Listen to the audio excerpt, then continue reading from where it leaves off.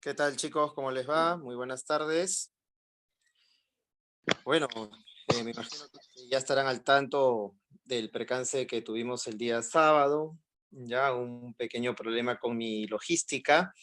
Y bueno, vamos a recuperar entonces el tema que quedó pendiente en aquella ocasión, ¿no? Hace poquito nomás, del día sábado. Bien, chicos, entonces vamos a trabajar. Sin mayores preámbulos, muy buenas tardes a cada uno de los participantes, ¿ya? Muy buenas tardes. ¿Quiénes están? Ahí está pues Ayrton, está Jackie. Jackie es un gato, creo, ¿no? Bueno, vamos a empezar con la clase. Me falta que me hagan anfitrión para poder compartir. A ver si me ceden la posibilidad.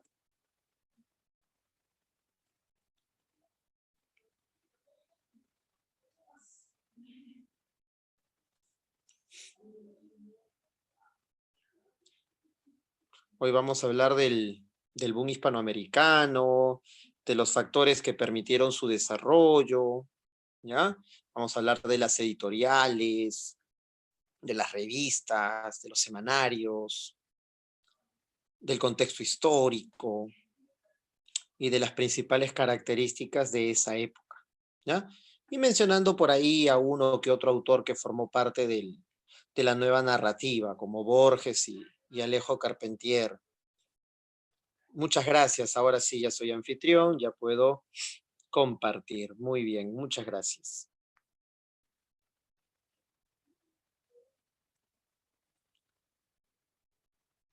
Ahí, excelente. Muy bien, chicos, ahí tenemos, ¿ya? Tenemos el material a nuestra disposición. A ver, boom hispanoamericano. En la parte superior se distinguen a los integrantes del núcleo del boom hispanoamericano, ¿no? En orden de izquierda a derecha está Vargas Llosa, Gabriel García Márquez, Julio Cortázar y Carlitos Fuentes, ¿ya? Ellos son los integrantes del boom hispanoamericano. Es el periodo de apogeo de la narrativa hispanoamericana. Ustedes recordarán que la nueva narrativa atraviesa 3 etapas: emergente, consolidación y apogeo. El boom es el apogeo, es la época en que la narrativa, la novelística hispanoamericana, pues, traspasa las fronteras, los autores empiezan a ser traducidos a distintos idiomas y su fama se hace mundial, ya no solo regional, sino mundial, ¿ya? Y el éxito que llegaron a cosechar estos escritores no ha tenido una réplica posteriormente, ¿no? No ha tenido una reedición posteriormente. Un éxito sin igual, ¿no? Ni antes ni después, ¿ya? Comprende las décadas del 60 y del 70, ¿ya? Muy bien. A ver, ¿cómo se encontraba Hispanoamérica a mediados del siglo XX? Pues hay que mencionar el golpe de Estado en Guatemala, 1954. La última novela de Mario Vargas Llosa se ocupa de este asunto. A ver, ¿quién conoce el último libro narrativo, última publicación novelística de Vargas Llosa? ¿Qué título lleva? A ver cómo van en ese asunto. A ver, chicos, googleen siquiera. Nada. Bueno, la respuesta es Tiempos Recios, ¿ya? Y en esa novela Vargas Llosa nos aproxima al golpe de Estado que sufrió Jacobo Arbenz, ¿ya? Jacobo Arbenz va a sufrir un golpe de Estado y según las investigaciones llevadas a cabo, hubo intereses para tumbar a Jacobo Arbenz. Intereses de altos funcionarios del gobierno norteamericano de aquel entonces. El secretario de la CIA, Alan Dulles, ¿ya? Se escribe D-U-L-L-E-S, se pronuncia Dulles.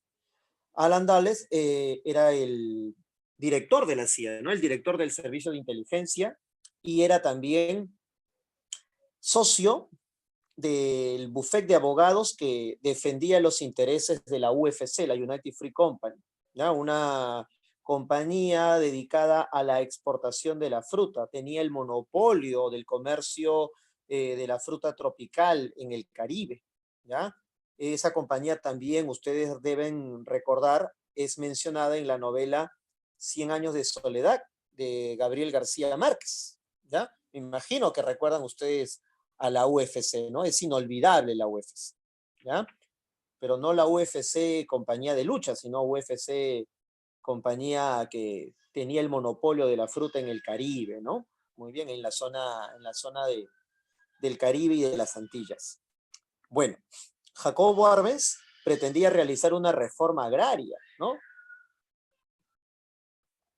Pretendía realizar una reforma agraria, arrebatarle tierras, pues, a esa compañía y así hacer algo de justicia dentro de su país, que se veía tan reducido y afectado por los abusos que perpetraban compañías transnacionales como la UFC, por ejemplo. Entonces, este interés que tuvo Jacobo Arbenz, ¿ya? Que chocaba con los intereses de la UFC, cuyo bufete de abogados tenía como socio al director de la CIA, Alan Dulles. Entonces ahí está la intervención de Estados Unidos para permitir un golpe de Estado que le hizo llegar al poder a Castillo, a Carlos Castillo. Y era de esperarse que este Carlos Castillo se convirtiera pues en un presidente títere de los intereses norteamericanos y de sus empresas en dicho país, ¿ya? Entonces ahí observamos el intervencionismo de Estados Unidos, una manifestación del neocolonialismo. El neocolonialismo es una manera de dominar a países considerados del tercer mundo, llamados de manera más eufemística emergentes, ¿ya?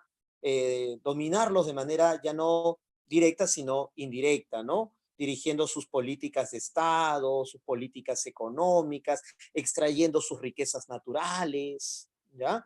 Ese es el neocolonialismo. Y eso es lo que representa a Estados Unidos incluso hasta el día de hoy. Hace un tiempo atrás, Atilio Borón, un sociólogo graduado de Harvard, de una prestigiosa universidad norteamericana, ¿ya? De origen argentino, este sociólogo llamado Atilio Borón, ¿ya? Pueden seguirlo en Facebook si desean, también en Twitter, ¿ya? Atilio Borón señalaba en una de sus publicaciones que había oído hablar a sus colegas norteamericanos decir que Estados Unidos está en caída, que hay otras naciones que van cobrando cada vez más trascendencia, como China, por ejemplo, que está al alza. Pero a pesar de esa situación, estos señores, colegas de Atilio Borón, señalaban que todo se podía perder menos América Latina. O sea, no podían perder el mercado que nuestra región representa. Prácticamente para los norteamericanos, América Latina es su chacra, ¿no? Es su patio trasero, donde pueden hacer y deshacer a su antojo, ¿ya? Entonces ahí observamos esa forma de pensar, ¿no? La doctrina Monroe, que ustedes por historia deben saber, ¿no? El presidente Monroe dijo, América para los americanos, pero hay que entender que esa expresión indicaba América dominada por los norteamericanos. América dominada completamente por los estadounidenses, ¿no? Esa era la idea de la doctrina Monroe cuando dijo América para los americanos. Los únicos que van a sacar beneficios de América somos nosotros los estadounidenses. Así que tenemos que hacer correr pues a otras potencias. Por eso España terminó envuelta en una guerra en el año 1898 contra Estados Unidos. Estados Unidos no quería que nadie le hiciera pues sombra. Y España aún tenía colonias en el Caribe. Era Cuba y Puerto Rico, zonas todavía colonizadas por España. Estados Unidos le buscó un pretexto para hacerle la guerra y le quitó pues el dominio de Cuba y también de Puerto Rico. Incluso Puerto Rico hasta el día de hoy sigue siendo un protectorado de Estados Unidos, ¿ya?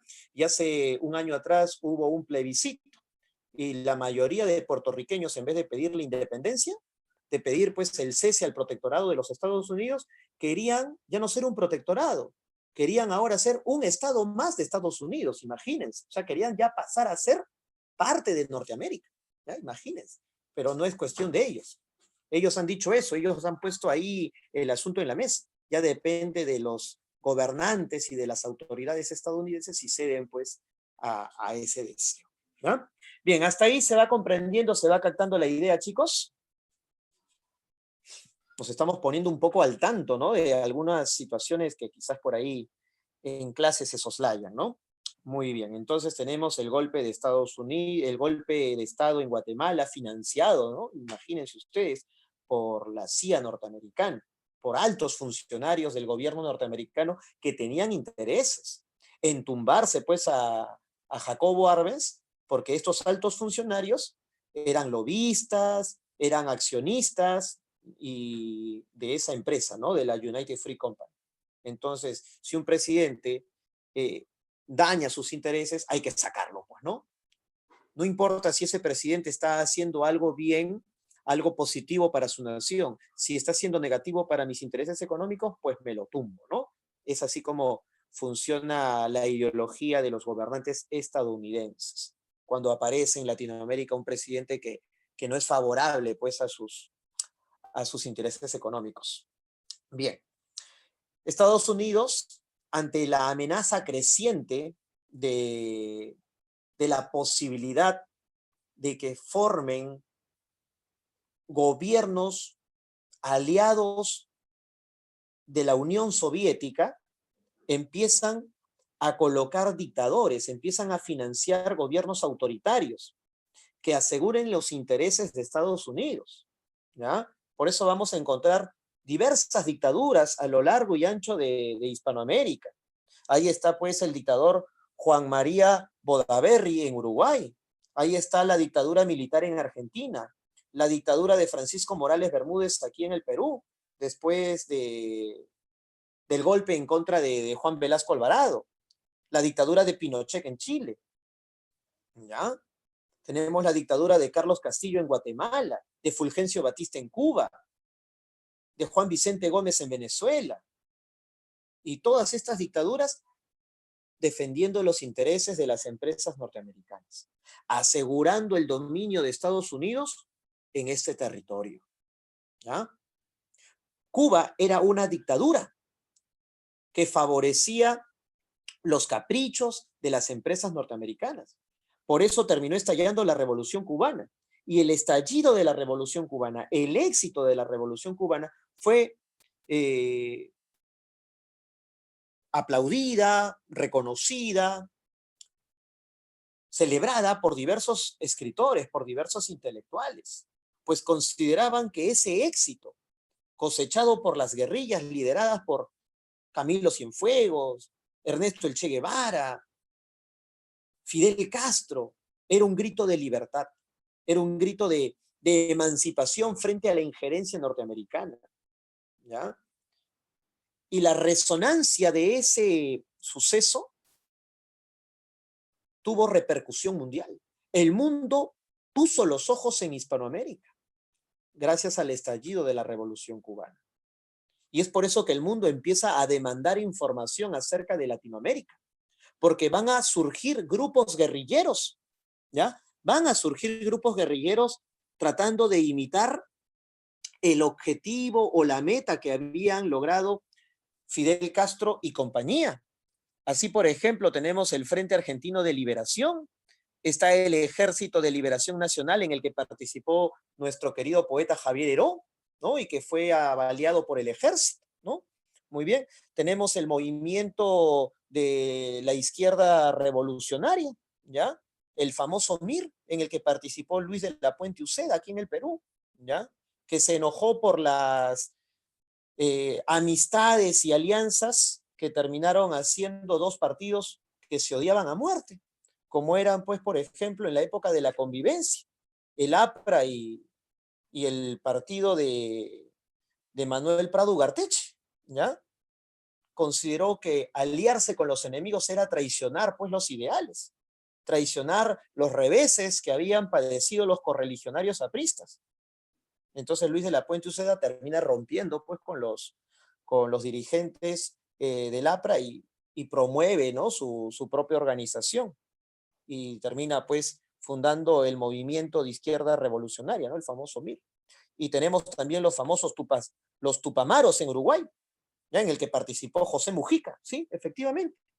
El anterior presidente uruguayo, ¿no? El de bigotito José Mujica, también fue guerrillero, ¿ya? Y terminó preso justamente durante la dictadura de Juan María Bodaberry, que terminaría cerrando, inclusive durante su dictadura, terminaría cerrando la famosa, ay, se me va el nombre, el famoso semanario Marcha, ¿ya? En el que participó Juan Carlos Onetti, ¿ya?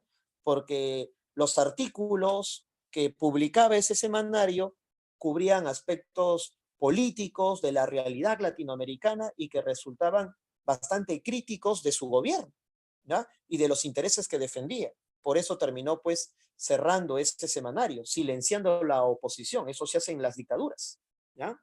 Muy bien, entonces vamos a encontrar que el éxito logrado por la guerrilla cubana, por el estallido de la revolución cubana exitosa que terminó siendo, se buscará pues que en Latinoamérica se logre lo mismo en otros países. Entonces, temeroso Estados Unidos de que cada vez se repitan más casos como el de Cuba, termina apoyando gobiernos sumamente fuertes, sobre todo militares, para acallar ese peligro, para silenciar esa amenaza, ¿ya? Muy bien, chicos. Ese viene a ser el contexto en el que nos vamos a encontrar durante la segunda mitad del siglo XX, ¿no? En ese contexto va a surgir la, la época del boom, ¿no? Va a surgir la narrativa del boom. Por eso diversos autores del boom, cito Vargas Llosa como un ejemplo, se interesan por asuntos de temática política, de temática social, condenan las dictaduras. Ahí está, por ejemplo, la novela titulada Conversación en la Catedral, donde se da con palo pues a la dictadura corrupta y anárquica de Odría, por ejemplo. ¿Ya? Muy bien. Entonces, chicos, creo que el panorama histórico y social ha quedado claro, ¿no? El panorama histórico, político y social como que está claro, ¿no, chicos? ¿O hay algunas ideas confusas o vagas? No, no sé. A ver, díganme ustedes.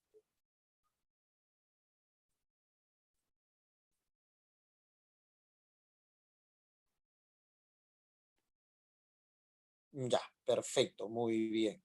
Correcto, no sí, muy bien, chicos. Correcto, correcto, correcto. Ya.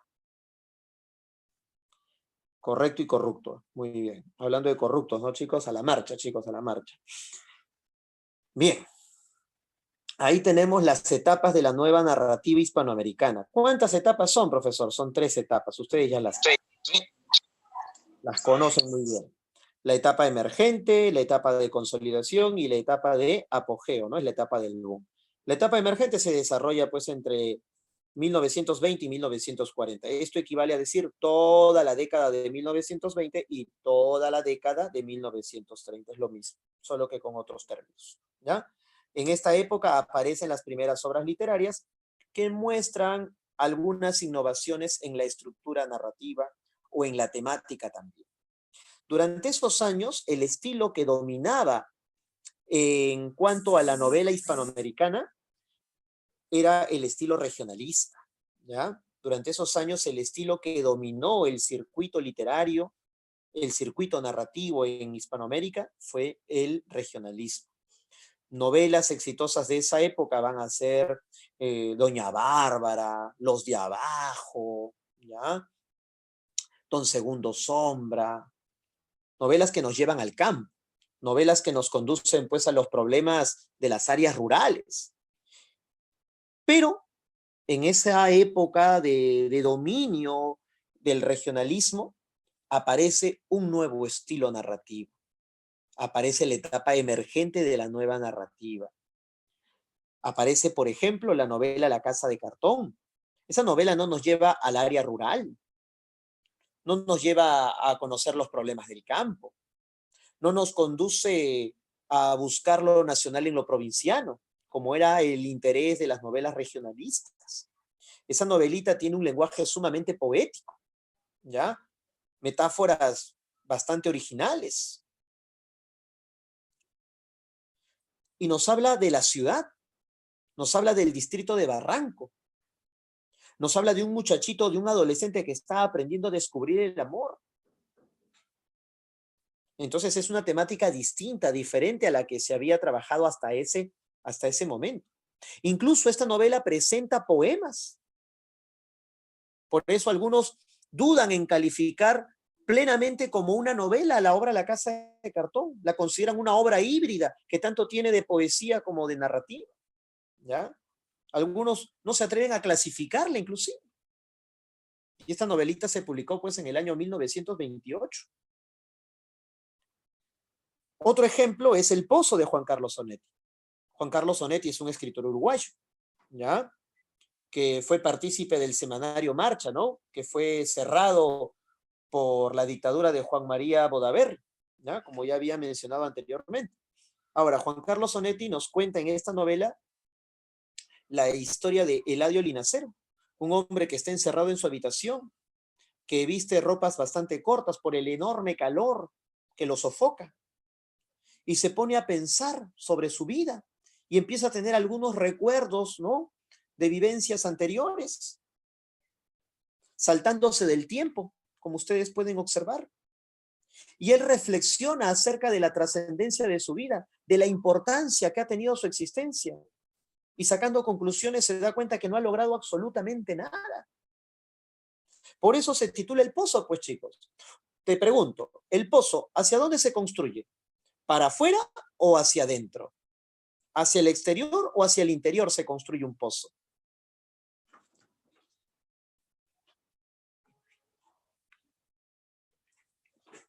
Claro, hacia adentro, ¿ya? Bajo tierra.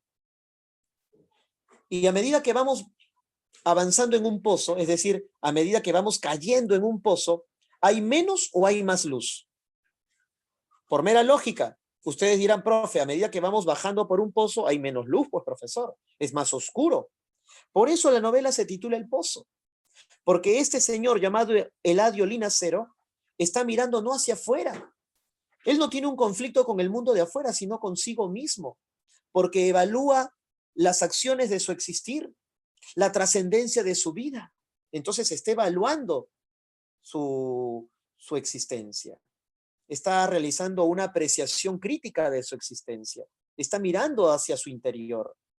Es una lucha con su conciencia. Profe, pero ¿por qué oscura como un pozo? Porque es pesimista. Porque se da cuenta que no ha logrado absolutamente nada. Entonces ya no es la lucha contra la naturaleza que proponía el regionalismo. Es una propuesta distinta, es una propuesta diferente.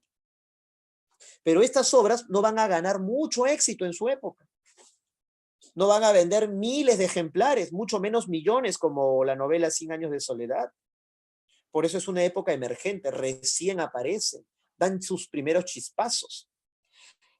En la década del 40 y en la década del 50 empiezan a trabajarse obras de mayor aliento, obras más extensas y con mayor solvencia en el uso de las técnicas novedosas, de las nuevas modalidades narrativas. Empiezan a facturarse obras de gran calidad literaria, pero que no van a gozar del éxito que tendrán las obras publicadas en la siguiente etapa. Eso quiere decir que en la etapa de consolidación y en la etapa de apogeo se desarrollaron obras de gran calidad. La diferencia está que las obras publicadas en la época de apogeo tuvieron una mayor publicidad, fueron más exitosas comercialmente. Pero si hacemos una comparación de qué obras son mucho más logradas, mucho más perfectas, estarían en el mismo nivel, chicos. Competirían en el mismo nivel. El señor presidente con Conversación en la Catedral van en el mismo nivel, chicos. Solo que las novelas de Vargas Llosa, de García Márquez, por los distintos factores que intervinieron en la década del 60 y del 70, les permitieron tener más luz, les permitieron tener más publicidad, mayor llegada al público, mayor apoyo editorial, una mayor estrategia comercial, publicitaria. Les terminó haciendo pues ganar la fama que los escritores de la consolidación, debido a la ausencia de estos factores, no llegaron a tener. Pero hay que recalcar que en la época del boom, tan famosos fueron Vargas Llosa, Fuentes, Cortázar, García Márquez sobre todo, que la fama de estos escritores permitió que las editoriales también empezaran a rescatar a otros autores del pasado reciente. como Miguel Ángel Asturias, como Juan Rulfo, como Jorge Luis Borges. Por eso, en la década del 60 y del 70 empezaron a reeditarse obras que se habían publicado en la década anterior, en la década del 40, en la década del 50, pero ahora tendrían una mayor trascendencia, un mayor impacto. Serían consumidas con mayor solvencia, ¿ya? Por eso también fue importante el boom. Gracias al éxito del boom, también se pudo echar luz, también se pudo echar publicidad a la década, a los escritores y a las obras de las décadas anteriores, ¿no? Muy bien. A ver, ¿qué características vamos a encontrar en la etapa de la consolidación? Por ejemplo, vamos a encontrar el desarrollo de las nuevas modalidades narrativas, el uso del flashback, del monólogo interior, de la perspectiva múltiple, ¿ya? Más adelante Vargas Llosa desarrollará los diálogos telescópicos, ¿no? Que son diálogos superpuestos, diálogos que aparecen en una misma página, pero que corresponden a distintos personajes que se ambientan en distintas épocas y en distintos lugares. O sea, es como un puzzle, como un rompecabezas, que el lector tiene que ir dando sentido, dándole el orden respectivo, ¿ya? O sea, son novelas que en su estructura desarrollan mayores complejidades. Y es por eso que el lector no debe ser pasivo, el lector debe ser muy activo, debe estar sumamente alerta, sumamente atento para darle sentido a esas complejidades estructurales y lingüísticas que empiezan pues a pergeñar, a desarrollar, a perpetrar pues los autores de la nueva narrativa. ¿Ya? Muy bien. Entonces vamos a encontrar eso, ¿no? Dominio de las nuevas modalidades narrativas. ¿Ustedes saben cuál es la diferencia entre flashback y raconto, chicos? Porque una analepsis es todo viaje hacia el pasado. Pero hay viajes que son ligeros, que son rápidos, que son efímeros. Eso es un flashback. En La ciudad y los perros hay desarrollo del flashback. Pero también hay raconto en las obras de la nueva narrativa. Ahora, profe, ¿cuál es la diferencia entre el flashback y el raconto? El raconto es un retroceso en el tiempo, pero más prolongado, ¿ya? Mucho más prolongado. Es un retroceso en el tiempo bastante extenso. Ustedes recuerdan cómo empieza la novela 100 años de soledad, ¿no? Muchos años después, frente al pelotón de fusilamiento, el coronel Aureliano Buendía habría de recordar aquella tarde remota en que su padre lo llevó a conocer el hielo. Entonces, la escena se detiene cuando el coronel Aureliano va a ser fusilado y nos lleva inmediatamente a través de las siguientes, a través de los siguientes fragmentos, nos lleva hacia un remoto pasado, nos lleva hacia la época en que sus padres se conocieron, hacia la época en que se fundó Macondo, la época en que nació su hermano mayor. Entonces hay un retroceso larguísimo en el tiempo. Ahí encontraríamos un ejemplo de raconto, ¿ya? El raconto es un retroceso largo. En cambio, el flashback es un retroceso efímero, corto, un retroceso momentáneo. En cambio, el raconto es un retroceso bastante prolongado, ¿ya? Y estas técnicas también se emplean pues en las producciones televisivas y cinematográficas, por ejemplo, ¿ya? Por ejemplo, si ustedes ven la película Titanic, que es recontra famosa, ¿ahí qué hay? ¿Flashback o raconto? Teniendo en cuenta lo que les acabo de explicar.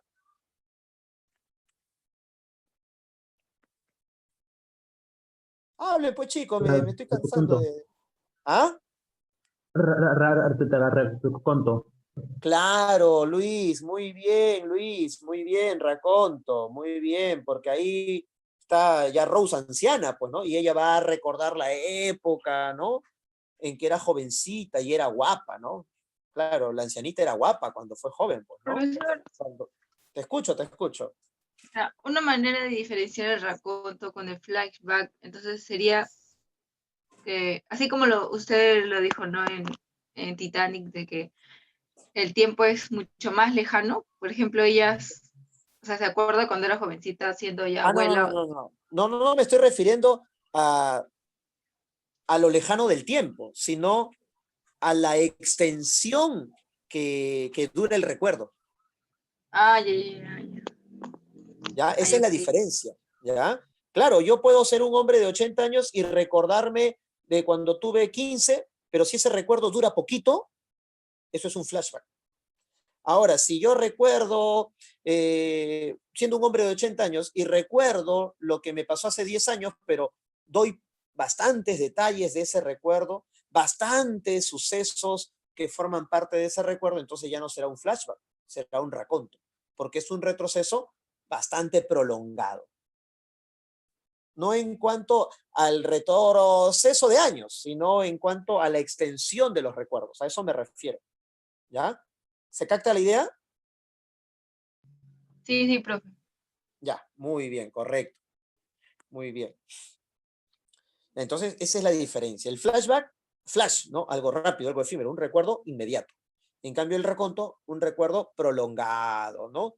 Donde se dan mayores detalles. Un raconto puede durar un capítulo. En cambio, un flashback son solamente unas líneas, quizás un fragmento.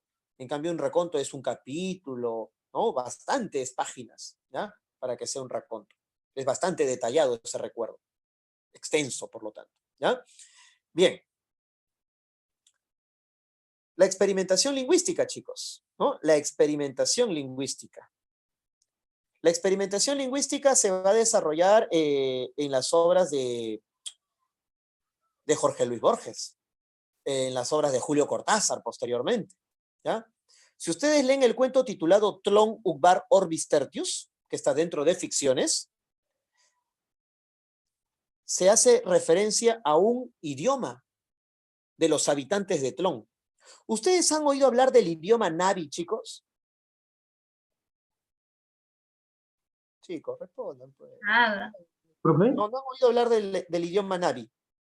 No, más o ¿Pero han menos, visto, más o menos. Sí pero tengo, han visto sí la tengo- película Avatar? sí, sí, sí, Ah, ya, sí. ya. Ya, Ah, ya, ya. ya, muy bien, correcto, ya. ¿Vieron la película Avatar? Ya, perfecto. Entonces va a ser fácil.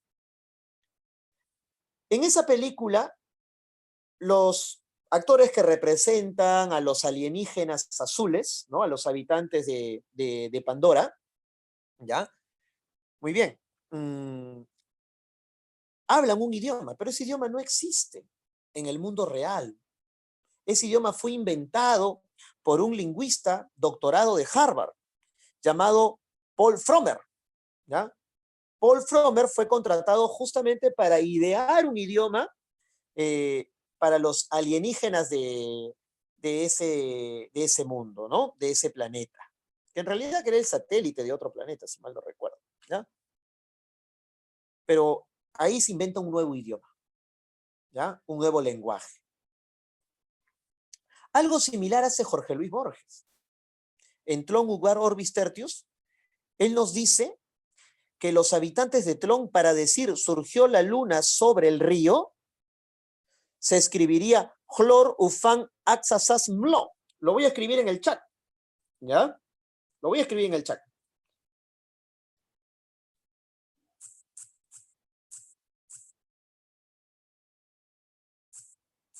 Sean pacientes, lo estoy escribiendo.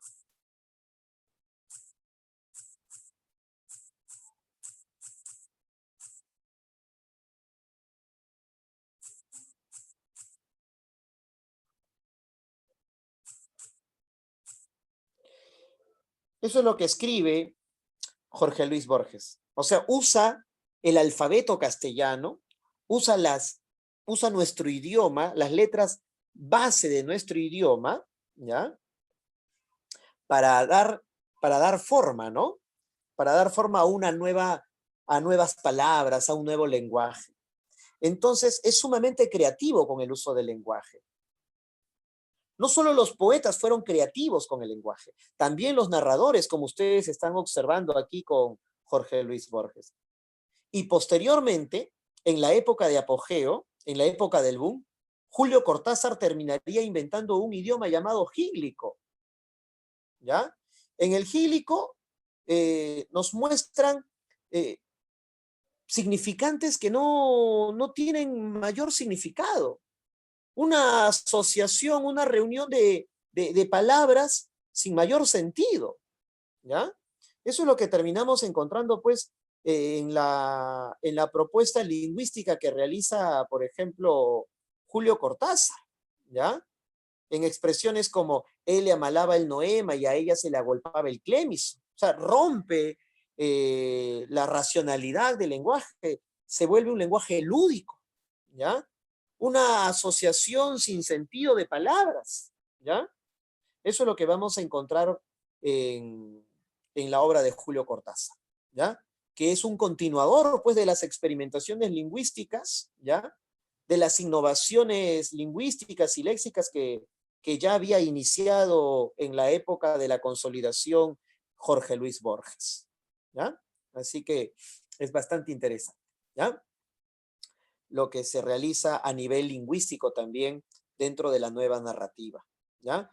Van a maximizar la capacidad expresiva y creativa de nuestro idioma, los autores de la nueva narrativa.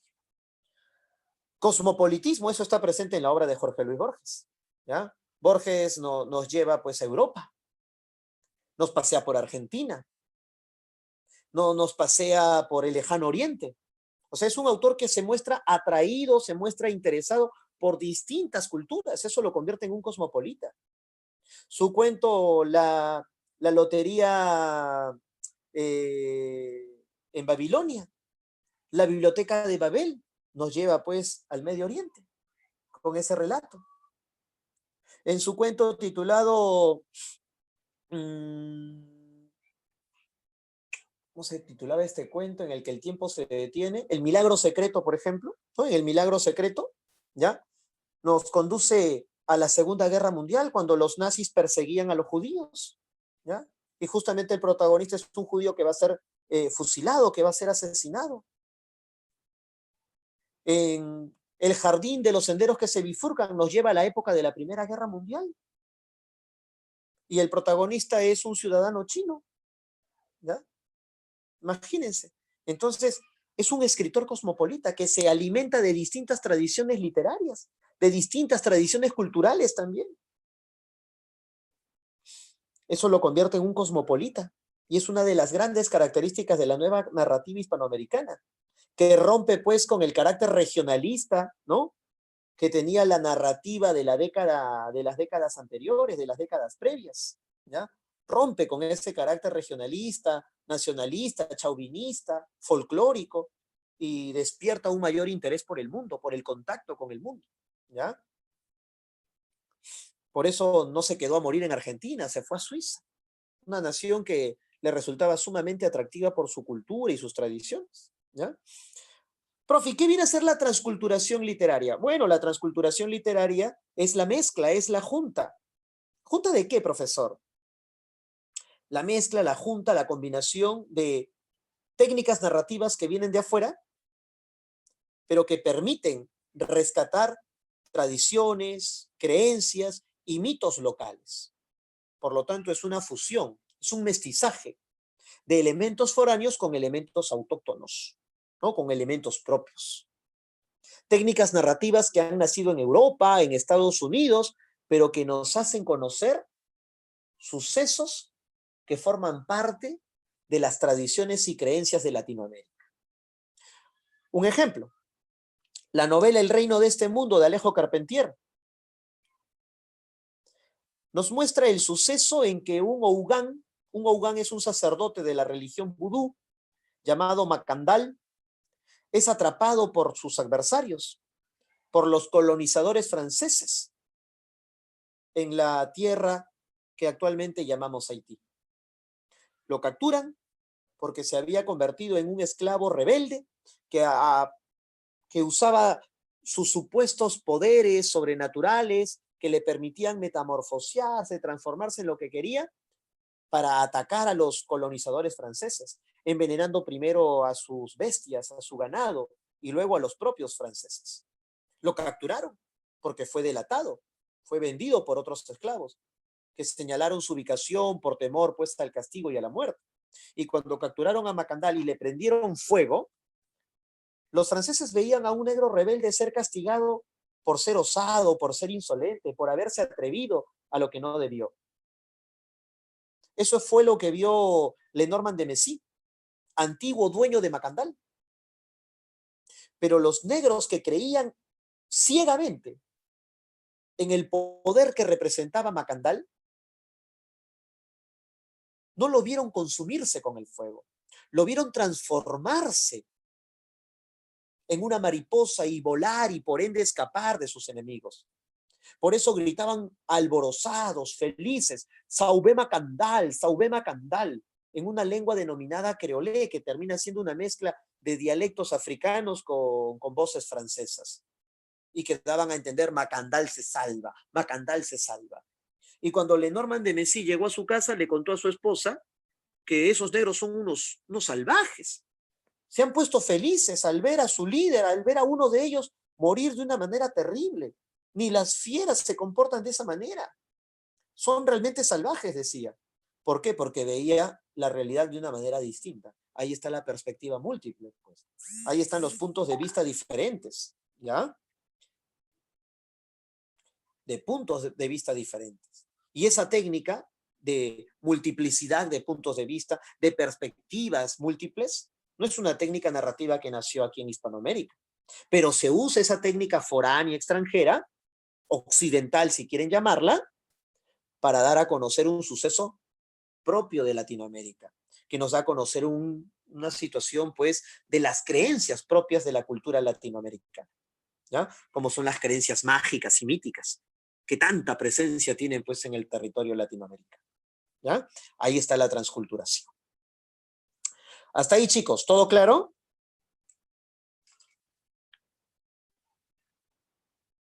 Profe, Pregunto. Escucho. profe, no entendí muy bien sobre la multiplicidad de puntos de vista.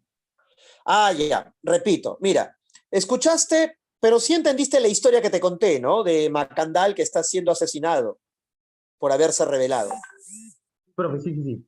Ya, muy bien. Ahora, Macandal está siendo asesinado. Sin embargo, en el momento en que él es asesinado por los franceses, quemándolo vivo, los franceses ven eso. Tienen una visión racional de los sucesos. Pero, ¿qué es lo que ven los negros? ¿Ven lo mismo? No, no, no. No lo veo lo Porque mismo. no ven de forma racional la realidad. Ellos ven la realidad de manera mítica, de manera mágica. Y entonces ellos terminan viendo, ¿ya?, a Macandal por su fe, por su gran fe, ven a Macandal transformarse pues en una mariposa. Y por eso gritaban felices, ¿no? Macandal se salva, Saubé Macandal. Porque ven la realidad ya no de una manera racional, sino de una manera mítica, motivados por sus creencias. Algo similar ocurre, ¿no? Algo similar ocurrió hoy en mi casa. Profe, ¿que en su casa han quemado a alguien? No, chicos, no. Lo que pasa es que mi hijo está un poco asustado, ¿ya? Escucha a alguien que aplaude fuerte, alguien que ríe con mucha fuerza, ¡guau!, se asusta mi hijo, ¿ya? Y entonces mi suegra le empezó a pasar, pues, el huevo, ¿no? Le empezó a pasar el huevo y, y luego de pasarle el huevo, partió el huevo y vació, pues, todo el contenido del huevo en un vaso con agua. Y le decía a mi pareja, ¿no? Oye, ¿ves? Mira lo que... Y ellas decían, sí, sí, sí, yo veo esto, veo aquello, creo que es un perro, ¿no? Y veían cosas. Mi suegro y yo, que no somos creyentes de, ¿no?, de estas supersticiones o quizás de estas formas de entender el mundo, nos reíamos porque yo le decía, yo no sé qué ven ellas, porque yo no veo nada. Mi suegro también decía, yo tampoco veo nada. ¿Por qué? Porque nosotros vemos la realidad de una manera más racional y ellas están viendo la realidad de una manera más mítica, acorde pues a sus creencias, ¿no? Acorde a su fe. Mi mamá también cree en esas cosas, yo no. Entonces observamos que la realidad puede ser vista de distintas maneras. Ahora sí me dejo entender, Tito. Sí, profe. Sí, profe. Gracias. Muy bien. Luis Osco, perdón, ¿no? Luis Osco. Ujú. Sí, Entonces ahí profe. está la perspectiva múltiple. Se ve la realidad de maneras distintas, de maneras diferentes. ¿Ya? No igual. Hay maneras diferentes para ver la misma realidad. ¿Ya? Y esa técnica narrativa de mostrarnos un suceso desde distintos puntos de vista es una técnica foránea. Pero esa técnica foránea, ¿para qué se ha empleado? ¿Para dar a conocer un hecho que ocurre en Europa? ¿Para dar a conocer un hecho que ocurre en Asia? No, para dar a conocer un hecho que ocurrió en Latinoamérica, ¿ya? Una situación marcada por las creencias y por las visiones míticas y mágicas propias de las creencias de la cultura latinoamericana. Entonces ahí tenemos el elemento propio, ya representado por las creencias, por la visión mítica de la realidad, y también tenemos esta técnica que viene de afuera, esta técnica denominada la perspectiva múltiple, que la trabajó muy bien en Estados Unidos William Faulkner, por ejemplo. Entonces ahí observamos un mestizaje, ¿ya? Una reunión de elementos foráneos y elementos propios. Eso viene a ser la transculturación, el mestizaje, la fusión, el encuentro de elementos de distintas culturas, ¿ya? Ahora creo que sí, ya quedó claro, ¿no, chicos? Sí, profe. Ya, muy bien, correcto. Y también vamos a encontrar, pues, el desarrollo de lo real maravilloso. Lo real maravilloso lo definió por primera vez el señor Alejo Carpentier, ¿ya? En su novela titulada El reino de este mundo. Ahí desarrolla por primera vez lo real maravilloso. En el prólogo, no en el epílogo, no en el transcurso de los hechos, ni en el primer capítulo, sino en la introducción, en el prólogo. Allí Alejo Carpentier define lo real maravilloso. ¿Y qué es lo real maravilloso? La mezcla de lo mítico con lo real, la mezcla de lo mítico con lo racional, que forman parte de la realidad latinoamericana, ¿ya? En Latinoamérica hay sucesos racionales, pero que conviven con elementos míticos, como la capacidad de pensar que un chamán me puede ver el futuro, o que me puede curar de una enfermedad que los médicos no me van a curar. Eso es algo mágico, es algo mítico, pero forma parte de nuestra realidad. Es mostrar lo insólito, ¿no? Lo poco común, pero que es parte de la realidad latinoamericana. Lo asombroso. Y en Latinoamérica, y sobre todo en nuestro país, ocurren cosas insólitas, cosas asombrosas, pero que son parte de la realidad. Como en una época tan compleja, donde se necesita la unidad de todos los peruanos, el Congreso termina vacando al presidente. O sea, te pases, pues, ¿no? Eso es real maravilloso, pues, chicos. ¿Ya? Eso ni en Macondo pudo haberse le ocurrido, perdón, a Gabriel García Márquez. ¿Ya? En la novela El reino de este mundo se nos da a conocer no solo la historia de este esclavo llamado Macandal. Este esclavo que acabo de mencionar y que falleció, ¿no?, siendo quemado vivo, y que según las creencias de los esclavos que lo seguían, de los esclavos que creían en él, y que no lo vieron morir, sino transformarse pues en una mariposa y escapar de sus captores, no vayan a pensar, chicos, que solo es un personaje literario. Ese personaje es tomado, ¿ya? Es tomado de la historia de Haití. Es un personaje histórico, ¿ya? Así como Jesucristo, es un personaje histórico, ¿ya? Y así como muchos católicos hasta el día de hoy están convencidos de que Jesucristo, después de haber sido crucificado, resucitó. Esa es una visión mágica, una visión maravillosa, mítica del mundo. Pero nadie le cuestiona a los católicos esa creencia. Lo mismo, pues, estos esclavos estaban convencidos de los poderes de Macandal, que creyeron verlo transformarse en mariposa y escapar de sus enemigos. Entonces ahí está, ¿no? Lo real maravilloso es parte de la realidad. Es una visión insólita de la realidad. Eso viene a ser lo real maravilloso. Otro ejemplo de real maravilloso en el reino de este mundo es la historia del negro Henry Christophe, ¿ya? Henry Christophe. Henry Christophe fue rey de Haití, chicos. Haití fue el primer país de Latinoamérica en obtener su independencia. Ojo al dato, ¿ah?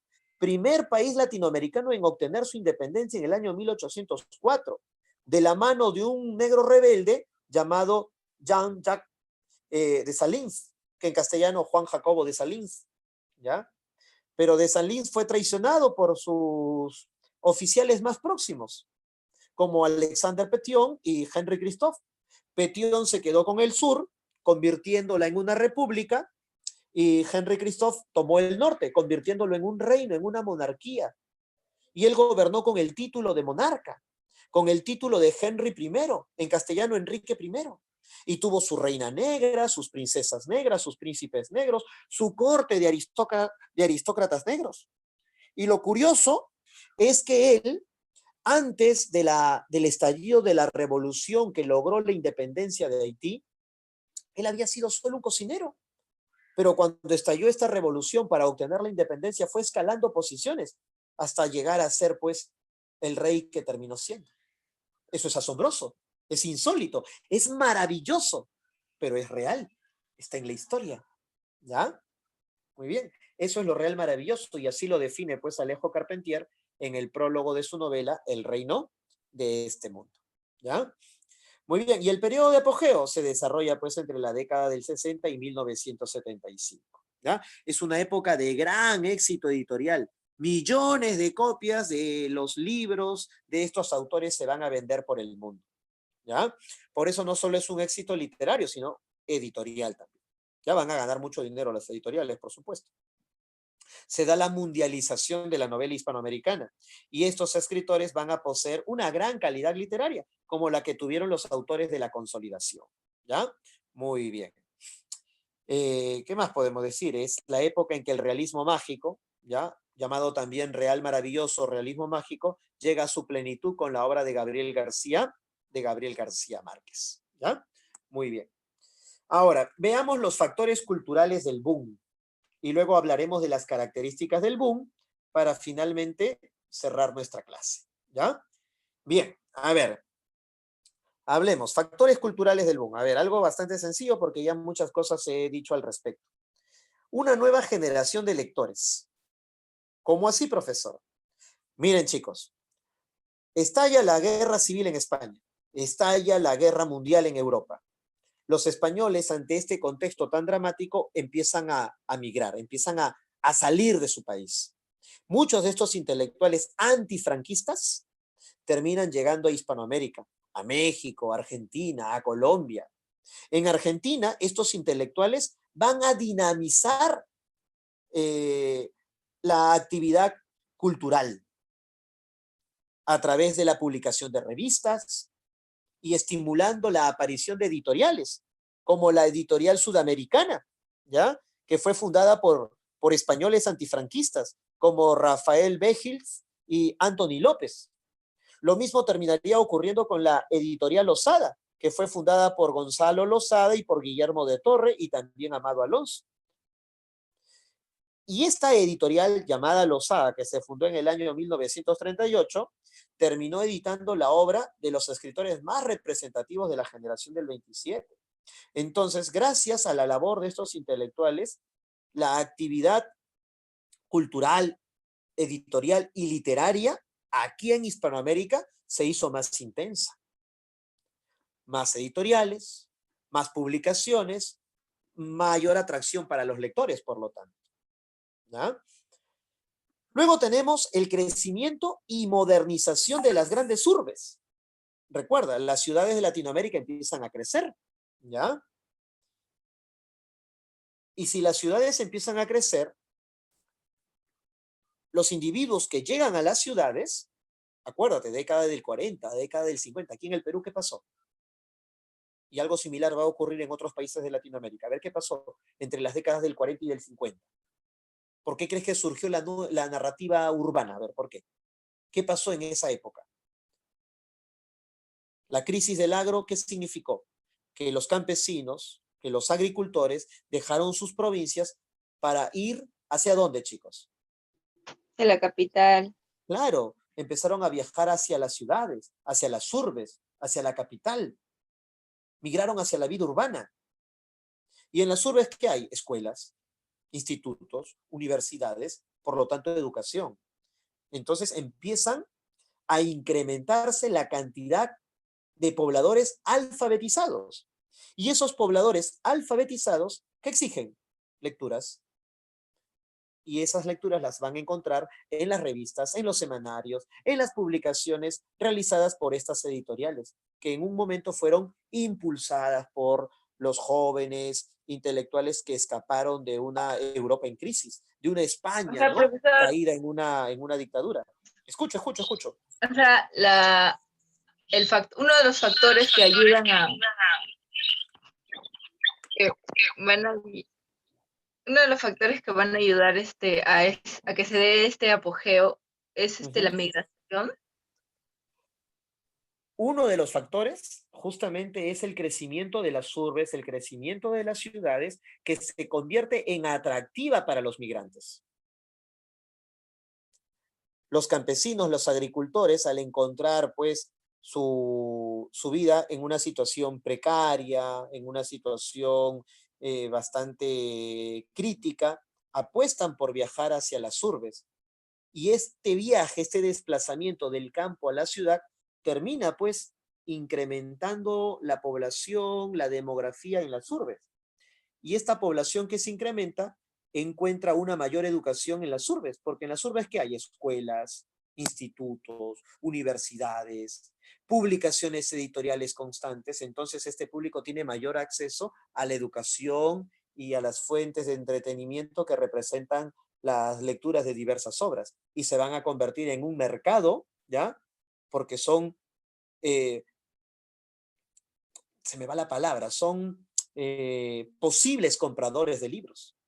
Si tú sabes leer, eres un posible lector, y al ser un posible lector, eres un posible comprador de libros. Te conviertes entonces en parte del mercado, y eso va a posibilitar el crecimiento y el dinamismo pues de las editoriales. Si las editoriales no tienen un mercado al que venderle, entonces fracasan, pues. Pero si ese mercado, ese público consumidor empieza a incrementarse, entonces hay un mayor crecimiento económico también para ellos.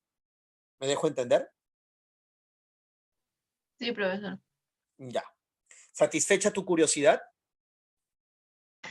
Sí, sí. Ya, correcto. Muy bien. Ahora, las revistas literarias se van a convertir en focos donde se discute el panorama literario.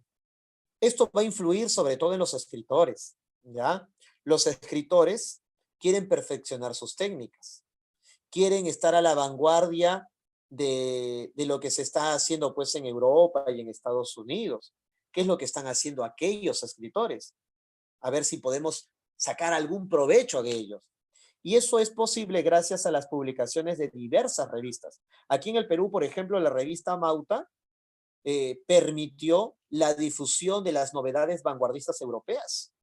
En Argentina lo hará la revista Sur, por ejemplo, ¿ya? Que fue fundada por Victoria Ocampo y también por Guillermo de Torre, que fue también fundador de la editorial Losada, ¿ya?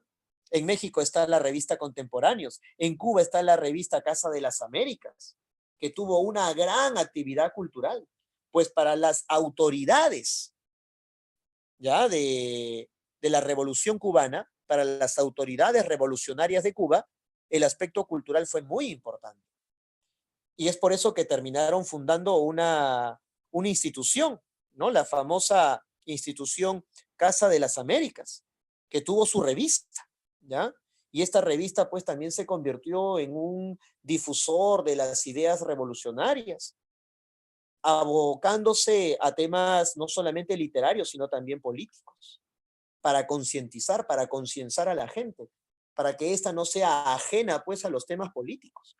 En la década del 60, en la década del 70, gracias a estas revistas, las personas estaban interesadas no solo en lo literario y lo cultural, sino también en lo político, cosa completamente distinta a lo que ocurre con los lectores de la actualidad.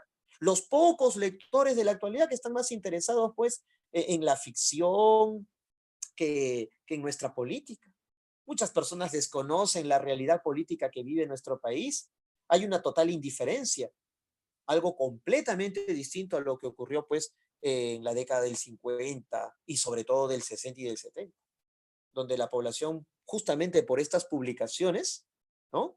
Que abordaban no solo aspectos literarios de Latinoamérica y fuera de Latinoamérica, sino que también nos hablaban de la realidad, nos hablaban de la política, de las invasiones o las injerencias que realizaba Estados Unidos en distintos países de América Latina. En el año 65, por ejemplo, invadió República Dominicana, Estados Unidos. Y la revista Casa de las Américas lanzó pues bastantes artículos criticando ese accionar, ¿no? Abusivo de Estados Unidos, por ejemplo, ¿ya? Entonces las revistas no solamente influyen en el conocimiento de lo literario, en la difusión de lo cultural, sino también en la difusión de lo político, de crear conciencia también política. ¿Ya? Entonces los lectores de esa época eran lectores más exigentes, eran lectores más preparados académicamente, ¿no? A diferencia de muchos lectores de la actualidad, ¿ya? Que se entretienen con libros de autoayuda y creen que por leer libros de Carlos Cuauhtémoc, ¿no? Ya son buenos lectores. Imagínense, ¿ya? Luego tenemos la influencia de los escritores vanguardistas de Europa y Estados Unidos. Gracias a la influencia de estos escritores, cuyos textos, ¿no?, eran mencionados, eran reseñados, eran resumidos en estas revistas y en estos semanarios, ¿ya? Las revistas y los semanarios y los suplementos, por ejemplo, el Comercio tiene un suplemento dominical, que justamente se llama El Dominical. También hay un suplemento cultural en el periódico La República. Los días domingo, hasta el Trome tiene su suplemento literario. En la parte posterior, donde aparece pues la malcriada, hay una columna escrita por un articulista que oculta su identidad con el seudónimo del Búho. Y es lo más rescatable que tiene el Trome. Esos artículos literarios son fascinantes. A mí me han permitido conocer diversos escritores que por ahí se me estaban pasando. Paul Auster, ¿no? Por ejemplo, un escritor muy importante de Estados Unidos. Gracias a los comentarios de este articulista pude conocer, se me va, caray, la obra de Murakami, ¿no? Que constantemente está siendo mencionado al Nobel de Literatura, por ejemplo. Entonces te pone a la vanguardia, ¿no? Eso es lo que logran los suplementos, los semanarios y sobre todo las revistas. Poner al tanto de las creaciones literarias, poner al corriente, ¿no?, de las innovaciones artísticas, de los sucesos culturales, de los acontecimientos políticos. ¿Ya? Muy bien, todo eso forma parte, pues, ¿no?, del aspecto cultural que va a permitir el desarrollo del boom. Las novelas del boom abordan esas temáticas que ya empiezan a ser del interés de estos lectores, porque consumen ese tipo de revistas, ese tipo de información a través de los semanarios y los suplementos. ¿Ya?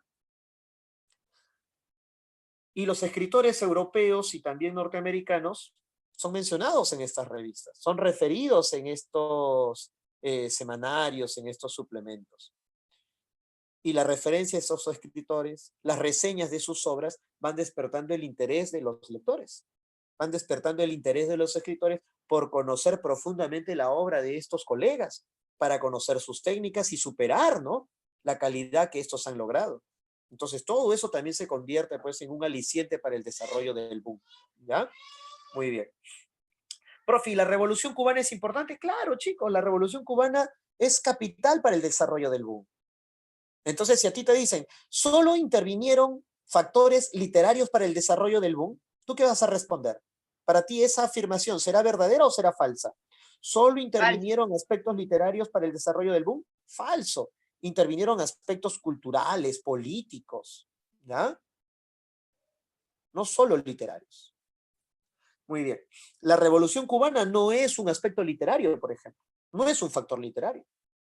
Es un factor histórico, político y social, ¿ya? 1959, Cuba toma el control de su isla. Cuba para los cubanos. Fidel Castro da un golpe decisivo, expulsando al dictador Fulgencio Batista. Cuba se convierte en el lugar que todo el mundo está observando, que todo el mundo está mirando. Entonces le otorga un lugar a Latinoamérica ante los ojos del mundo. Pone a Latinoamérica como la vedette del mundo. Todo el mundo está mirando qué sucede en Latinoamérica a raíz de la Revolución Cubana, porque recuerda que el éxito que logran Fidel Castro y sus amigos va a generar la aparición, va a impulsar la aparición de distintos focos guerrilleros en Argentina, en el Perú, en Colombia, en Uruguay, en Chile, porque quieren ese mismo éxito. Pero esta amenaza guerrillera de tendencia izquierdista, de tendencia pues socialista que cuenta con el apoyo en muchos casos de la Unión Soviética, se convierte pues en una amenaza a los intereses económicos de las distintas empresas de procedencia norteamericana.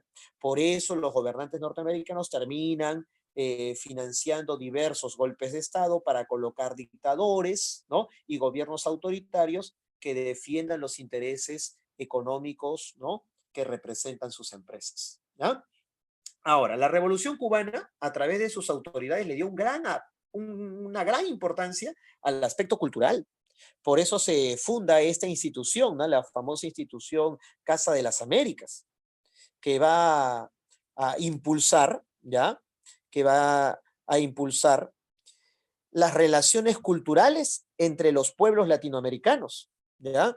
Con ese fin, va a terminar estimulando la producción e investigación cultural. Además, terminaría difundiendo el material artístico a través, pues, de conferencias, ¿no? A través de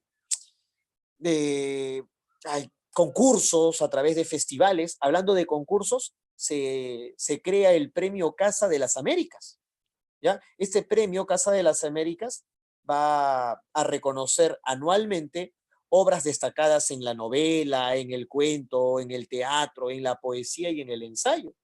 Y hay varios peruanos que van a obtener ese premio. Ahí tenemos, por ejemplo, a César Calvo en el año 66, ¿ya? Tenemos a Alfredo Bryce Echenique, que no ganó el premio, pero fue mencionado. Es decir, fue reconocido como un buen escritor. En el año 68, su libro de cuentos, Huerto Cerrado, fue felicitado por el jurado que integró, pues, este premio, ¿no? El Premio Casa de las Américas. Algún tiempo después, un hijo de Ciro Alegría, dedicado al teatro como es Alonso Alegría, terminaría obteniendo el Premio Casa de las Américas. Entonces, la actividad cultural que desarrolló, que impulsó esa institución, ¿no? Llamada Casa de las Américas, que es adscrita, que pertenece al Ministerio de Cultura cubano, permitió difundir, permitió promocionar, ¿no? Lo cultural, lo artístico, lo literario, por lo tanto. Y ese terminará siendo, pues, otro factor para el desarrollo del boom, ¿ya? Muy bien. Y luego las traducciones. Profe, que las traducciones también son importantes, claro, pues chicos. Si no, ¿cómo se convierten en escritores a nivel mundial? ¿Cómo sus novelas logran el éxito mundial si no son traducidos? Ni modo que un chino lo va a leer en castellano, ni modo que un búlgaro lo va a leer pues en español. Las novelas empiezan a ser traducidas. Son importantes las editoriales europeas en este asunto. La editorial Seix Barral, perdón, Seix Barral, que era propiedad de Carlos Barral, un editor que fue muy amigo de los escritores del boom, sobre todo de Vargas Llosa, promueve recuperar el mercado hispanoamericano. ¿Cómo recupero el mercado hispanoamericano? Pues premiando a sus escritores, pues, ¿no? Si premio a sus escritores, entonces los lectores de Hispanoamérica van a comprar las novelas que mi editorial publique. Y es por eso que termina reconociendo la obra de Vargas Llosa. En el año 62, la editorial Seix Barral promueve el premio Biblioteca Breve. Y uno de los primeros autores en obtener ese premio, repito, premio Biblioteca Breve, es Mario Vargas Llosa con su novela La ciudad y los perros, ¿ya? Y el mismo Carlos Barral termina fomentando el desarrollo de un grupo, el famoso grupo Formentor, ¿ya? Profe, ¿y por qué se llamaron así? Porque desde finales del 50, ya por el año 59 y 60, el grupo Formentor se terminó reuniendo, ¿ya? ¿En dónde, profesor? En un hotel en Mallorca, en España. ¿Y cómo se llamaba ese hotel? Formentor.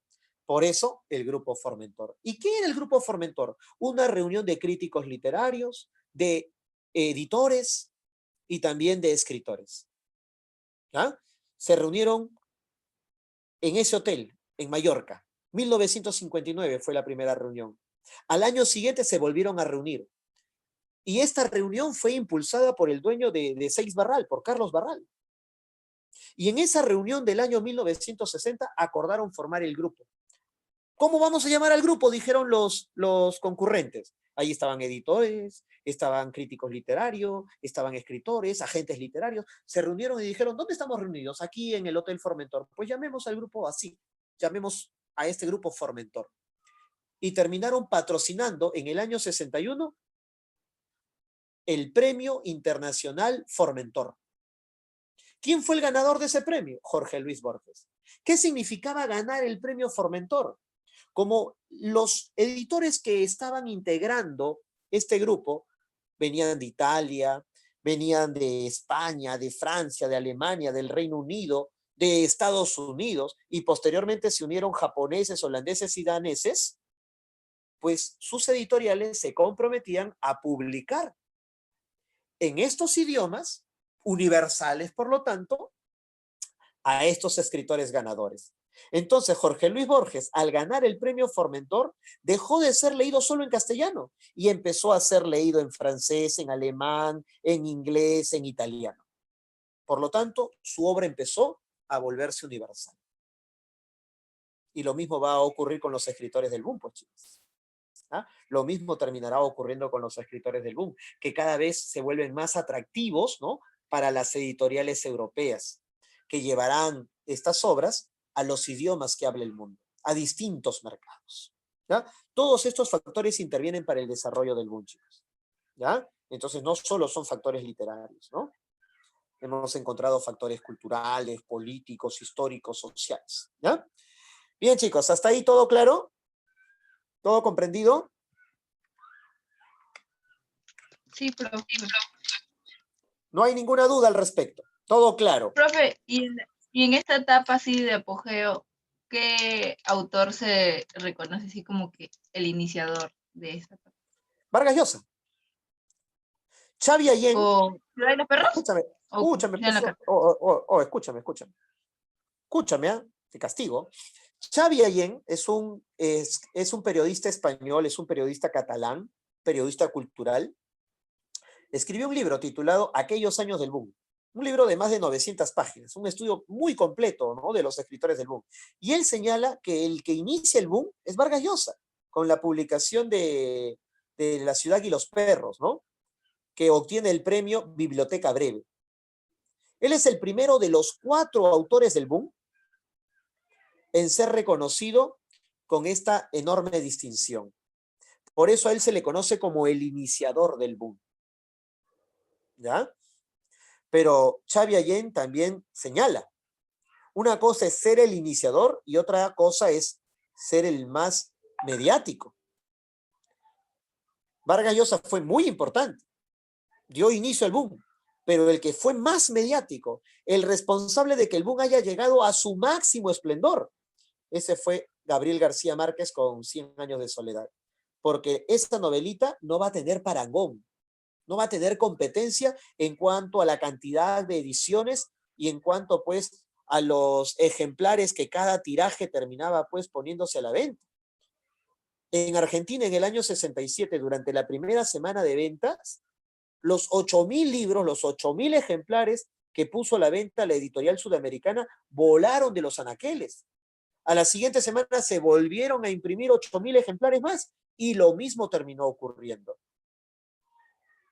Y luego, pues, ya el éxito de esta novela no tuvo cuándo detenerse, ¿no? Y hasta la fecha ha vendido más de 100 millones de copias. Por eso el iniciador es Vargas Llosa, pero el punto máximo, ¿no?, del boom, el éxito mayor del boom, lo representa García Márquez con 100 años de soledad. ¿Ya? ¿Hasta ahí comprendes, Yaquisita? Sí, profe, gracias. Perfecto. ¿Satisfecha? Sí, sí. Ya, muy bien. Ahora, características del boom, chicos. A ver, ¿qué características presenta el boom? Experimentación formal, ¿no? Hay una alteración del orden lógico y cronológico de los sucesos. Incluso se cuentan más de una historia dentro de un mismo libro. Eso sucede en Rayuela. Tú lees del capítulo 1 al capítulo 53, tienes una historia. Pero si sigues la secuencia que te indica el cuadro que está al inicio de la novela, lee el capítulo 1, avanza al 2, salta al 18, retrocede al 13, avanza al 74 porque la novela tenía más capítulos, y siguiendo esa secuencia indicada por ese cuadro, tienes otra manera de entender la historia. Otra historia se desarrolla, ¿no?, ante tus ojos. Entonces se juega con las estructuras narrativas, ¿ya? Se rompe con con la tradición, ¿no? Se rompe con lo convencional, ¿ya? También vamos a encontrar innovación en el lenguaje. Yo ya había explicado la innovación lingüística. Ya la había desarrollado Jorge Luis Borges en su cuento titulado Tlön Uqbar Orbis Tertius. Pero esto se vuelve más intenso con el gíglico, que es el lenguaje que termina inventando pues Julio Cortázar dentro de su novela Rayuela, ¿ya? Donde termina pues combinando, ¿no? Asociaciones semánticas sin mucho sentido, ¿ya? Bien. Luego tenemos interés por problemas sociales. La novela Conversación en la Catedral nos muestra pues una situación política y social, ¿no? Las dictaduras, la dictadura de Odría, ¿ya? La discriminación, la corrupción, la prostitución, ¿no? Problemas sociales. Eso también está presente en la novela Cien años de soledad, cuando los milicos, cuando los militares terminan pues asesinando a los trabajadores de la UFC, de la United Free Company, los terminan asesinando. Y ese hecho histórico que remeció a la sociedad colombiana de la década de 1920, para ser exactos en 1928, lo termina pues trasladando al quehacer novelístico García Márquez, ¿ya? Ahí está obviamente cubriendo un asunto social, ¿no? Cómo hay una política represiva cuando las personas salen a reclamar una mejor situación social, un mejor salario, un mejor trato de parte de sus empleadores. Pero muchas veces aparecen pues gobiernos autoritarios y represivos que tratan de silenciar a su pueblo. El pueblo está para que obedezca, está para ser gobernado y no para reclamar ni exigir absolutamente nada. Muchos piensan así, ¿ya? Y eso es lo que terminan criticando, ¿no? Estos escritores a través de sus publicaciones y novelas. Y se llega pues al apogeo del realismo mágico con la novela de Gabriel García Márquez, ¿no? Lo insólito, lo asombroso, lo mágico, ¿no? Termina formando parte de los hechos novelados. Muy bien. Y por último tenemos ahí pues a algunos autores de la nueva narrativa de la etapa de la consolidación. Ahí tenemos a Miguel Ángel Asturias, que ganó el Premio Nobel de Literatura en el año 67, ¿ya? El año 67 fue un año muy importante, porque durante ese año, ¿ya? Durante el año 1967, ¿ya? Vargas Llosa gana el premio Rómulo Gallegos con la publicación de La Casa Verde. El año 67, Gabriel García Márquez publica su novela 100 años de soledad, ¿no? Son algunos ejemplos. Carlos Fuentes, por ejemplo, gana el premio Biblioteca Breve. Es un año muy importante para la narrativa latinoamericana, ¿ya? Y Asturias, pues, es condecorado con el Nobel de Literatura. En las novelas de Miguel Ángel Asturias vamos a encontrar una preocupación por la identidad nacional, ¿no? Y la política. Por eso escribe su novela El Señor Presidente. Por eso hace una traducción del Popol Vuh, ¿ya? Que es una Biblia de los mayas, que es un libro que explica la creación del mundo y de los seres humanos desde la perspectiva indígena de los mayas. Él lo traduce al castellano, ¿ya? Entonces ahí encontramos una preocupación por la identidad, ¿no? Por algo propio, por algo nacional. Y también hay un interés por la política, por rechazar los gobiernos autoritarios. Es más, se dice que Miguel Ángel Asturias inicia la tradición de la novela dictatorial, justamente con su novelita titulada El Señor Presidente, donde encontramos también elementos propios del realismo mágico. Otro gran escritor de la etapa de la consolidación de la nueva narrativa y que figura ahí en versión caricatura es Jorge Luis Borges, que recibió el premio Cervantes, el premio más importante que puede recibir un escritor en lengua castellana allá en el año 79. Sus obras muestran interés por asuntos filosóficos y fantásticos, ¿ya? Por ejemplo, en su cuento titulado El milagro secreto encontramos a Jaromir Hladik, un judío que va a ser asesinado por los nazis. Y él, en las vísperas había solicitado a Dios un deseo, tener tiempo suficiente para terminar de escribir un drama que había dejado incompleto. Pero parece que Dios no le hace caso, porque al día siguiente, cuando está frente al pelotón de fusilamiento, las balas salen de las armas de sus verdugos y de pronto, como en la película Matrix, se detienen frente a él, ¿no? Claro, la que es tipo Matrix, se detienen frente a él. Y luego él, después de un rato, se da cuenta que Dios ha concedido su deseo. Él pidió tiempo y el tiempo se ha detenido, se ha congelado el tiempo para que él pueda terminar de redactar su creación. Pero todo lo hará mentalmente, porque él solo pidió tiempo. Él no pidió moverse, tener un lápiz, un lapicero, hojas para escribir, no, él solamente pidió tiempo. Así que mentalmente tendrá pues que darle forma a estas, ¿no? A estas líneas, a estos diálogos y a los movimientos de sus personajes. Y una vez que en su mente le ha dado ya forma definitiva a su obra, las balas continúan su transcurso, continúan su trayectoria y muere Jaromir Hladin, ¿no? Que termina pues enterrado en una fosa común con otros que fueron asesinados en la misma jornada, ¿ya?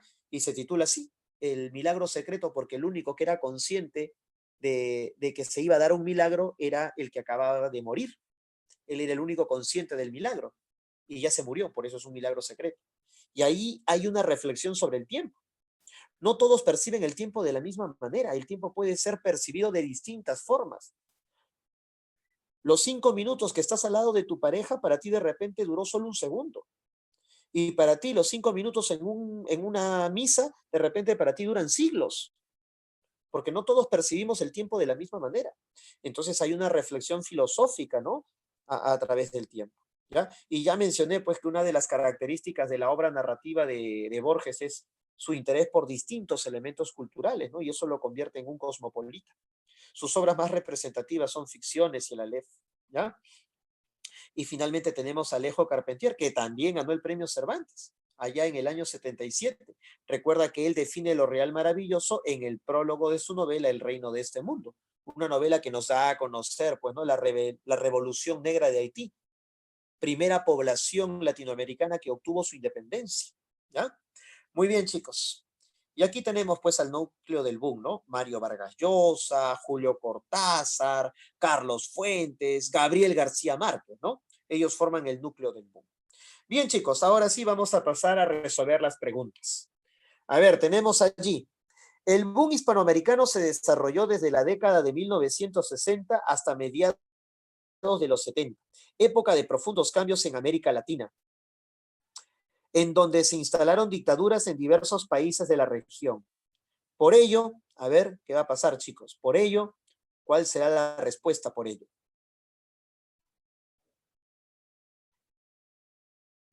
Piensen en Conversación en la Catedral, La ciudad y los perros, El otoño del patriarca de García Márquez, ¿ya? Yo el Supremo de Augusto Roa Bastos. La A C. ver, ¿adoptó modelos narrativos de vanguardia? O sea, ¿por qué hay dictaduras adoptan modelos narrativos de vanguardia? Claro, pues, como hay dictaduras, ¿cuál es la posición de los escritores? Criticar esas dictaduras, pues. ¿Ya? Criticar esos Profe, gobiernos autoritarios. Te escucho, Jackie. ¿puede poner la anterior PPT para tomarle captura, por favor? Voy a compartirlo, lo voy a compartir. Ay, ¿Ya? Es más, ya se lo di al profesor Carlos para que en su debido momento lo comparta con ustedes, chicos. ¿Ya? Ya les he compartido, también le compartió el profesor Carlos las diapositivas de las semanas anteriores. De la 12, de la 13, de la 14. ¿Ya? A ver, siguiente pregunta. Durante la etapa anterior al boom hispanoamericano, o sea, en la época de consolidación, ¿no? El estilo tradicional del regionalismo fue desplazado por, de este modo sobresalieron autores como Jorge Luis Borges, escritor de una actitud, a ver, ¿qué van a responder? La C, profe.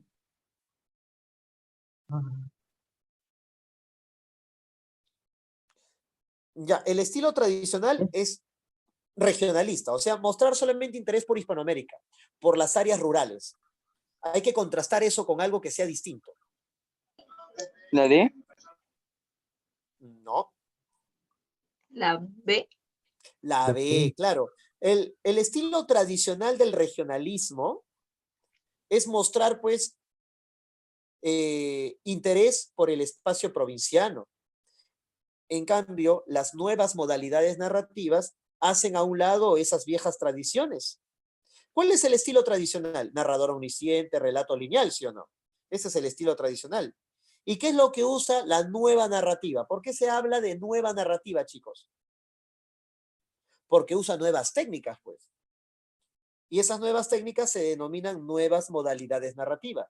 Las nuevas modalidades narrativas son el flashback, el monólogo interior, la perspectiva múltiple, los diálogos telescópicos, los vasos comunicantes, por ejemplo. Ya, de este modo, se puede entender que los escritores de la nueva narrativa empiezan a interesarse por técnicas que vienen de afuera, por técnicas desarrolladas por escritores de otras culturas, como la europea y la norteamericana. Y eso está presente, pues, en la actitud cosmopolita de Jorge Luis Borges, ¿ya? Ahora, recuerda, ¿Borges escribió novelas o solo escribió cuentos?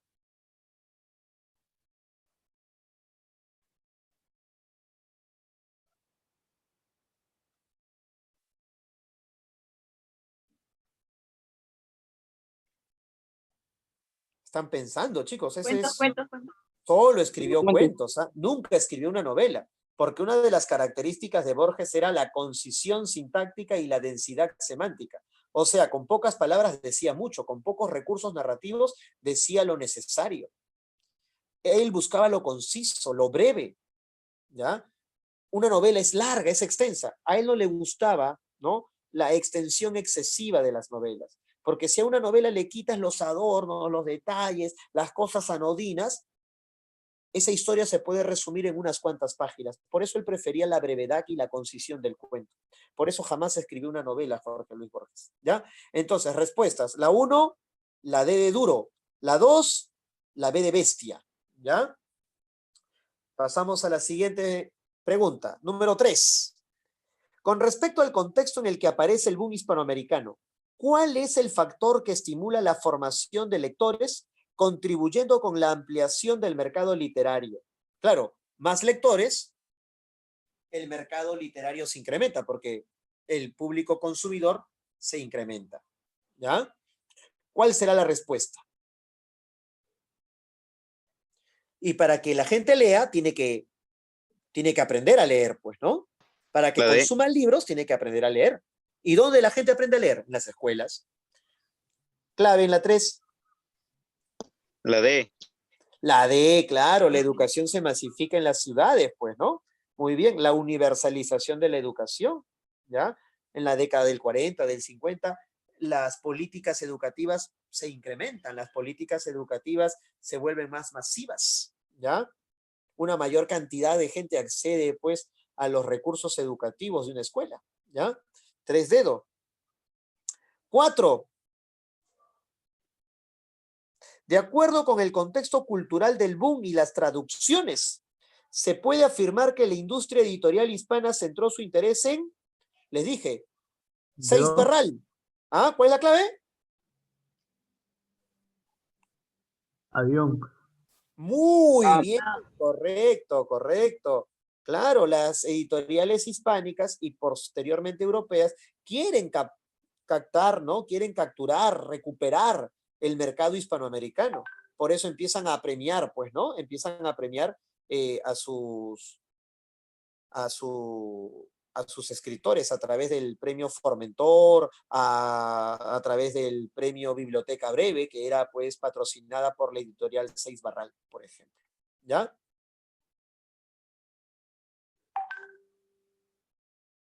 Un ratito, chicos.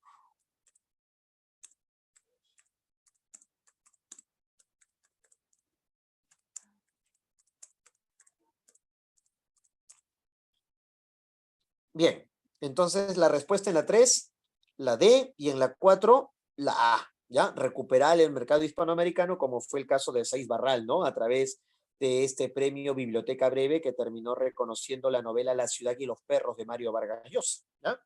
Muy bien. Ya, con esto cerramos, chicos. Con estas preguntas cerramos. ¿Ya? Las otras van a quedar, que serían solamente un par, ya van a quedar como tarea para ustedes. ¿Ya? Cerramos con las 5 y las 6. A ver, los nuevos lectores, los críticos y creadores promovieron un debate y discusión acerca de la situación cultural y literaria, ¿ya?, en que se hallaba Latinoamérica. En tal sentido, ¿cuál de las siguientes alternativas fue un factor que coadyuvó, que condujo a promover este debate? Fácil, ¿ah? Cómo los lectores se enteraban, ¿no?, de la realidad latinoamericana, de las innovaciones literarias, ¿no? Muy bien.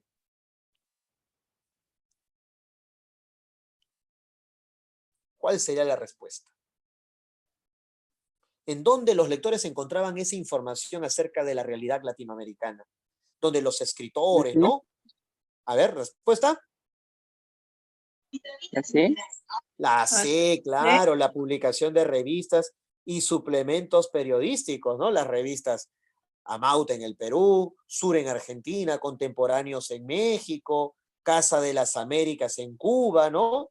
Y también pues los semanarios y suplementos, el semanario Marcha en Uruguay, Primera Plana en Argentina. Oye, en Primera Plana, un semanario que se desarrolló pues en la década del 60, del 60 y del 70 se desarrolló, sí. Primera Plana se desarrolló en la década del 60 y del 70 en Argentina. ¿Y sabes cuál es el dato curioso de este semanario? Que allí aparece por primera vez la caricatura más famosa de Quino. Hace poco falleció Quino, ¿ah? Y fue muy mencionado en las redes sociales. ¿Qué creó Quino? ¿Cuál es el personaje más famoso de Quino, chicos? ¿Mafalda? Con M. Mafalda, chicos, Mafalda. ¿Ya? La tira, ¿no? Ya la caricatura Mafalda aparece por primera vez en la revista Primera Plana, ¿no? En el semanario Primera Plana de Argentina. ¿Ya? Muy bien. Ya, y cerramos con esta pregunta, chicos. Temblaba el trot, se vencían las marioplumas y todo se resolviraba en un profundo pínice, en niolamas de argutendidas gasas, en cariñías casi crueles, que los ordopenaban hasta el límite de las gunfias. Lo que les dije, ¿no? Recuerden la información que les brindé acerca de la innovación léxica, ¿no? Se juntan, se reúnen combinaciones, La B. ¿no? Un tanto absurdas, sin sentido. La B, claro, combinaciones semánticas sin sentido, ¿no? Se busca la máxima expresividad a partir de nuestro idioma. Muy bien, chicos. Espero que les haya gustado la clase, espero que le hayan sacado máximo provecho. Yo he tratado de hacer un buen material para la satisfacción de ustedes, ¿no? Y bueno, ya el profesor Carlos se encargará de compartirlo con ustedes, ¿ya? Bueno, chicos, hasta la próxima semana. Gracias a ustedes por la lealtad, por la fidelidad a este canal, ¿ya? Nos vemos, chicos. Cuídense muchísimo. Cuídense muchísimo. Nos vemos hasta la próxima semana.